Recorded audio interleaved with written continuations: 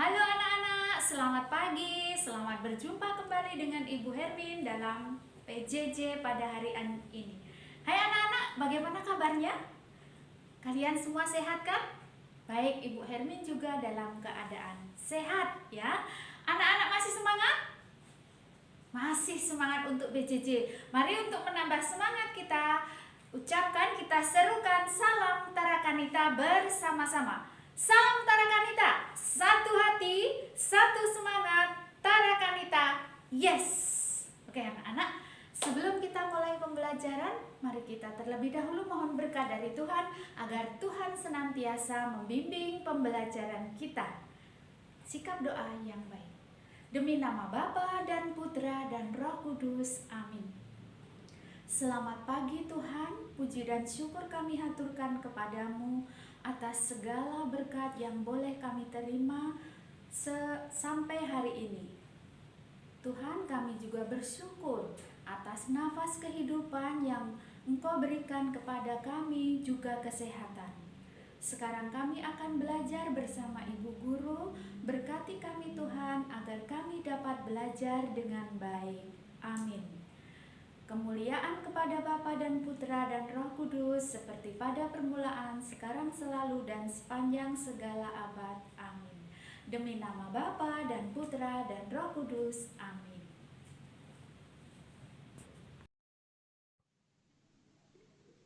Baik anak-anak, hari ini kita akan belajar tema 1, hidup rukun, subtema 4, hidup rukun di masyarakat, pembelajaran 1. Ya, hari ini Kamis 5 Agustus. Adapun tujuan pembelajaran kita hari ini adalah nanti setelah anak-anak mendengarkan penjelasan dari Bu Hermin, anak-anak harus dapat yang pertama mengidentifikasi dan membuat kalimat penolakan, menolak. Kalimat penolakan, menolak ya. Yang kedua, anak-anak dapat mengidentifikasi bahan dan alat yang digunakan untuk membuat karya hiasan dari bahan alami. Melakukan penjumlahan dua bilangan dengan cara pendek. Ini hanya mengulang ya. Mengulang, Ibu tidak menerangkan kembali karena sudah diterangkan pertemuan sebelumnya. Kita mengulang aja dan anak dapat melakukan pengurangan dua bilangan dengan teknik meminjam dengan cara pendek. Nah, nanti di sini Ibu akan mengulang menjelaskan yang pengurangan. Karena sepertinya anak-anak agak kesulitan untuk meminjam. Jadi Ibu ulang terangkan. Nah, kita akan memulai dengan tujuan yang pertama, mengidentifikasi dan membuat kalimat penolakan. Nah, bacalah teks di bawah ini. Ini teksnya berjudul bermain bola. Ini satu teman ini sepertinya mengajak temannya untuk bermain bola. Lalu bagaimana tanggapan temannya ini? Mari kita baca bersama-sama ya. Sore hari, anak-anak berangkat ke lapangan untuk bermain bola. Setelah beberapa saat bermain, terlihat Carlo menepi di bawah pohon besar. Rudy menghampirinya dan berkata, "Ayo Carlo, kita bermain bola lagi." "Maaf Rudy, aku tidak bermain lagi. Kakiku sakit waktu tadi terjatuh." Rudy pun akhirnya berhenti bermain dan mengantar Carlo pulang ke rumah agar diobati. Nah, di sini sudah mengajak lagi ya Rudy-nya. Nih mengajak. Nih, "Ayo Carlo, kita bermain bola lagi." "Maaf Rudy, aku tidak bermain lagi. Kakiku sakit waktu tadi terjatuh." Sekarang nih, dalam percakapan tadi yang Bu Hermin baca, Carlo menolak ajakan Rudy untuk bermain bola. Menolak dia. Nah, kalimat yang diucapkan Carlo adalah kalimat penolakan. Ya, maaf Rudi, aku tidak bermain lagi. Nah, itu adalah kalimat penolakan. Nah, apa itu kalimat penolakan? Oh, kalimat penolakan adalah kalimat yang diucapkan untuk menolak sesuatu. Ya, sesuatu ajakan. Orang diajak, dia menolak. Nah, berarti orang itu sudah mengucapkan kalimat penolakan. Nah, kalimat penolakan ini biasanya menggunakan kata tidak dan maaf. Ada kata tidak, ada kata maaf. Itu ciri-ciri kalimat penolakan. Kalimat penolakan harus diucapkan dengan sopan. Makanya harus ada kata maaf. Itu supaya terdengar lebih sopan. Jika menulis kalimat penolakan harus diakhiri dengan tanda titik. Kalau kalimat perintah kemarin pakai tanda seru. Kalau kalimat penolakan diakhiri dengan tanda titik. Tanda titik ini seperti ini, bulat ini, ya. Berikutnya, nah ini. Bermain bola. Sore hari anak-anak berangkat ke lapangan untuk bermain bola. Ibu ulang ya. Setelah beberapa saat bermain, terlihat Carlo menepi di bawah pohon besar. Rudi menghampirinya dan berkata, "Ayo Carlo, kita bermain bola lagi." "Maaf Rudi, aku tidak bermain lagi. Kakiku sakit waktu tadi terjatuh." Nah ini, ada kata maaf, ada kata tidak. Terus di sini diakhiri dengan tanda titik. Nah, ini adalah ciri-ciri kalimat penolakan. Ada kata maaf, ada kata tidak. Dan di akhir kalimat diberi tanda titik. Paham ya? Harus paham, sudah jelas. Nah, Rudi pun akhirnya berhenti bermain dan mengantar Carlo pulang ke rumah agar diobati. Nah, ini hidup rukun. Temannya sakit ya diantarkan. Ini contoh hidup rukun. Nah, sekarang coba buatlah kalimat penolakan jika kamu titik-titik. Nah, jika kamu diajak untuk menyontek, kalimat penolakannya bagaimana ya? Harus ingat, harus ada kata maaf, harus ada kata tidak. Nah, bisa aja diajak untuk, ayo, teman, ayo kita menyontek. Bagaimana penolakan yang sopan? Nah, bisa, maaf, aku tidak mau menyontek. Karena menyontek itu perbuatan tidak baik. Nah, maaf, aku tidak mau menyontek. Maaf, tidak. Nah, bila kamu diajak bermain saat kamu akan pergi, kalimat penolakan yang sopan bagaimana ya? Bisa juga, maaf, aku tidak ikut bermain karena aku akan pergi bersama orang tua. Yang berikut, jika kamu diajak mengambil barang temanmu, ayo kita ambil aja barang miliknya itu, kita ambil yuk. Nah, kamu menolak, harus menolak. Nah, cara menolaknya, maaf, aku tidak mau mengambil barang teman. Karena mengambil barang teman itu tidak baik, sama juga mencuri.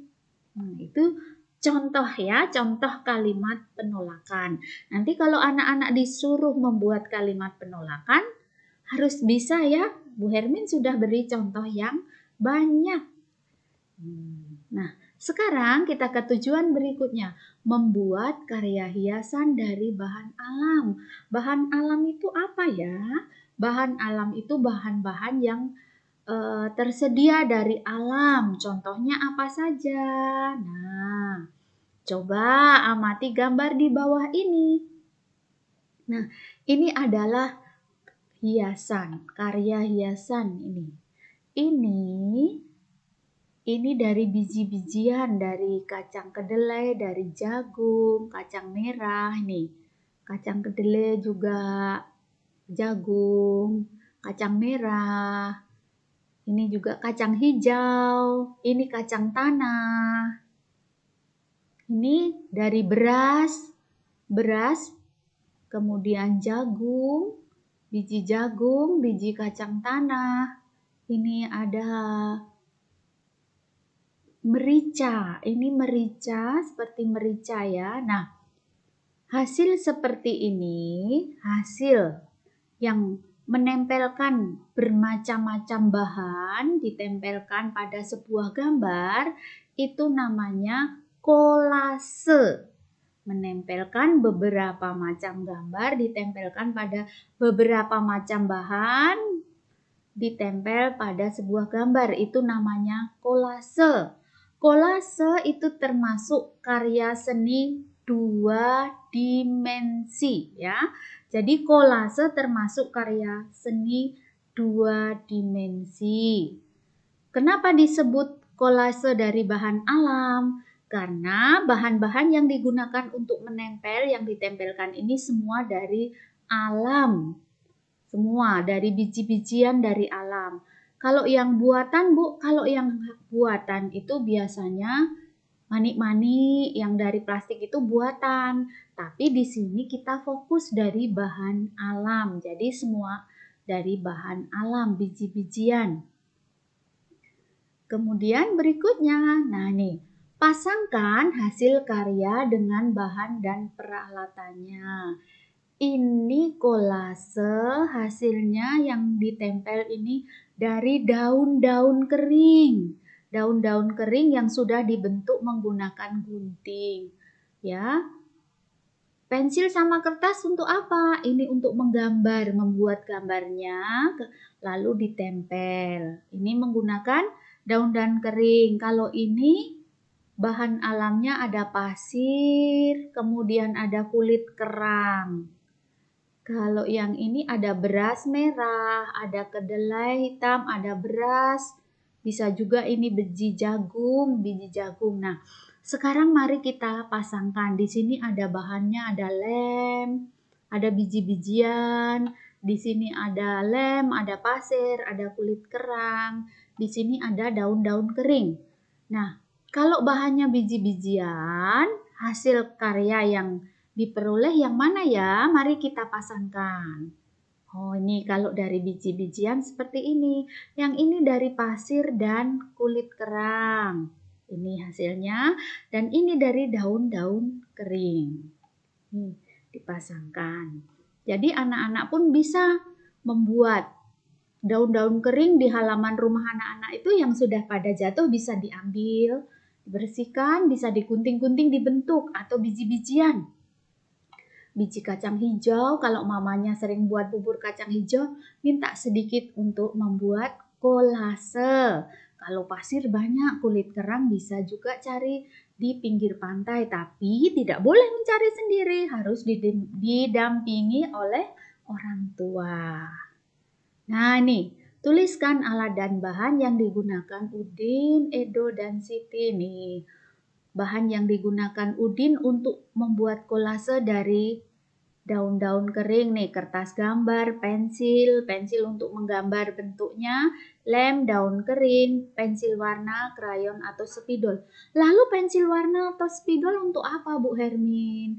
Pensil warna atau spidol itu untuk mewarnai latarnya, dasar dari kertasnya itu supaya tidak kelihatan putih. Jadi diberi warna supaya lebih indah di sela-sela yang ditempel itu. Kalau Siti, bahannya kertas gambar, pensil, lem, pasir, dan kulit kerang. Dia membuat kolase dari pasir dan kulit kerang. Nih, ini diwarnai juga supaya kelihatan seperti air laut. Kemudian ini Edo, bahan yang digunakan Edo, pensil, lem, biji-bijian. Ada biji kacang hijau, kacang merah, beras, dan kedelai. Nih. Ini tidak diwarnai karena latarnya dia tutup semua pakai biji-bijian. Kalau yang daun-daun ini latarnya dia diwarnai warna kuning. Baik, anak-anak. Nah, sekarang kita akan menjumlahkan dua bilangan dengan cara bersusun pendek dan pengurangan dua bilangan dengan teknik meminjam dengan cara pendek. Nah, perhatikan video penjelasan dari Bu Guru ya, supaya anak-anak lebih paham dalam mengerjakannya nanti kalau ada tugas. Selamat memperhatikan video dari Ibu dengan cermat. Baik anak-anak, Bu Hermin akan menjelaskan tentang pengurangan bersusun pendek dengan teknik meminjam. Kenapa Ibu nggak ulang yang penjumlahan? Yang penjumlahan sudah diterangkan kemarin, nanti tinggal mengulang soal latihannya aja supaya videonya tidak terlalu lama ya. Jadi Ibu akan menjelaskan yang pengurangan. Coba perhatikan ya dengan teknik meminjam. Nah, ini contoh yang pertama, ini bukan kedua. Contoh ke-1. Di sini 682 dikurang 459. Nah, karena ini dengan cara bersusun pendek, maka tidak diuraikan tetapi langsung dikurangkan. Contohnya ini 2 dikurang 9. Karena angka 2 lebih kecil, tentu dikurang 9 tidak bisa. Nah, kalau tidak bisa, angka 2 ini punya tugas. Tugasnya apa? Tugasnya meminjam kepada angka 8. Nah, angka 8 dipinjam 1. Kalau sudah dipinjam, angkanya berubah, bukan 8 lagi. Kita coret berubah jadi 7. Nah, pinjaman 1 tadi kita tulis di depannya sini kecil. Kenapa kecil? Karena ini kan meminjam. Ya, meminjam. Jadi angka 12. Nah, ini jadi angka 12 ya. Ini jadi angka 12. Nah, 12 dikurang 9. Nah, supaya anak-anak muda nggak bingung, nanti anak-anak harus pakai lidi lagi, Ibu ajari. 12 dikurang 9. Caranya angka 9 disimpan. Mau simpan di mana? Boleh. Mau disimpan di otak? Boleh. Mau disimpan di mulut juga boleh. Mana yang anak-anak terbiasa? 9 setelah 9 berapa? 10. Jadi sudah simpan 9, terus 10, 11, 12. Nah, jari yang tegak ada 3. Berarti di sini kita tulis 3. Nah, jadi 9 disimpan di mulut boleh, di otak boleh, terus kita hitung sampai 12. Kalau di sini angkanya 15, ya dari 9 simpan di mulut kita hitung sampai 15. Begitu ya anak-anak? Nah, kalau sudah 8 ini tadi kan sudah dipinjam, jadi angkanya sudah berubah jadi 7. 7 dikurang 5. Nah, 7 dikurang 5, caranya jarinya 7. Ditegakkan 7, terus dirobohkan 5. 1, 2, 3, 4, 5. Berapa yang tegak? 2. Benar. Berarti di sini 2. Nah, terus 6 dikurang 4. Nah, jarinya 6 dikurang 4. Dikurang atau dibuang atau ditundukkan, terserah anak-anak mana yang mudah ya. 1, 2, 3, 4. Masih 2 ya, 2 jempol ya. Nah, jadi 682 dikurang 459 hasilnya 223. Sudah mulai paham nak? Oke, kalau sudah kita contoh berikutnya ya. Contoh berikutnya ini 839 dikurang 356. 9 dikurang 6. Ya, sama, pakai jari. Jarinya 9 dibuang 6 atau ditundukkan 6. 1, 2, 3, 4, 5, 6. Masih ada 3. Kita tulis di sini 3. 3. Kemudian 3 dikurang 5. Di sini angka 3 lebih kecil dari 5, maka tidak cukup kalau dikurang 5. Angka 3 punya tugas lagi. Tugasnya apa? Meminjam kepada angka 8. Ayo. Angka 8 dipinjam oleh 3, berarti berubah jadi 7. Pinjam 1 tadi kita tulis di sini kecil karena pinjaman. Nah, jadi angka 13 ya. Terus 13 dikurang 5. Tadi caranya lihat angka yang di bawah, pengurangnya. Pengurangnya disimpan, boleh di otak atau di kepala, boleh juga di mulut. Simpan 5. Sudah 5, kita hitung sampai ke angka 13. 5, 6, 7, 8, 9, 10, 11, 12, 13. Berapa nak yang tegak? Yang tegak ada 8. Maka kita tulis di sini 8. Nah, sekarang angkanya yang dihitung ini bukan 8. 8 udah dicoret ya, karena udah dipinjam, udah berubah jadi 7. 7 dikurang 3. 7 dikurang boleh, dibuang boleh. Dikurang 3. 1, 2, 3. Masih berapa ini? 4. Pinter. Nah, di sini tulis 4. Jadi 839 dikurang 356 hasilnya 483. Oke anak-anak, paham ya? Nanti yang belum paham bisa putar terus, putar ulang videonya supaya paham. Oke? Setelah anak-anak selesai mendengarkan penjelasan dari Bu Hermin mau tahu coba anak-anak sungguh-sungguh nggak mendengarkannya. Kalau sungguh-sungguh pasti bisa menjawab. Evaluasi berikut ini. Kalimat yang diucapkan untuk menolak sesuatu disebut kalimat apa tadi? Siapa ingat? Iya, benar. Kalimat penolakan. Kalimat penolakan biasanya menggunakan kata apa anak-anak? Ayo siapa ingat? Bagus, iya. Kata maaf dan kata tidak. Oke. Karya seni 2 dimensi yang menggunakan bermacam-macam bahan yang ditempelkan pada sebuah gambar disebut titik-titik. Disebut apa, hayo? Benar, disebut kolase. Nah, ini Ibu sedikit penjumlahan ya. Penjumlahan dengan bersusun pendek. 6 ditambah 4 sama dengan 10. Kalau 10 yang ditulis di bawahnya nolnya aja.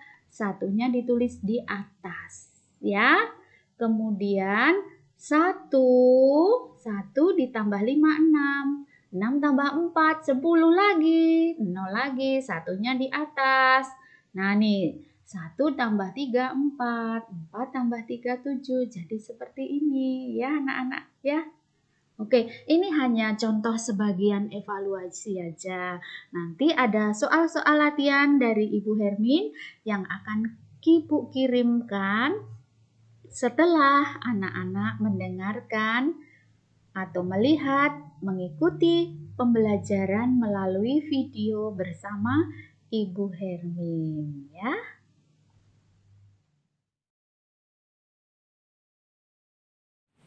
Baik, anak-anak, pembelajaran pada hari ini sudah selesai. Sekarang, anak-anak, mari kita akhiri PJJ pada hari ini dengan berdoa bersama. Demi nama Bapa dan Putra dan Roh Kudus. Amin. Terima kasih Tuhan atas berkat-Mu yang Engkau berikan kepada kami selama kami mengikuti pembelajaran bersama Ibu Guru. Tuhan, kami akan mengerjakan tugas-tugas yang diberikan Ibu Guru. Bimbing kami Tuhan agar kami dapat mengerjakan tugas-tugas dengan baik sehingga memperoleh nilai yang baik pula. Semua doa ini kami aturkan kepadamu dengan perantaraan Kristus Tuhan kami. Amin. Demi nama Bapa dan Putra dan Roh Kudus. Amin. Selamat siang.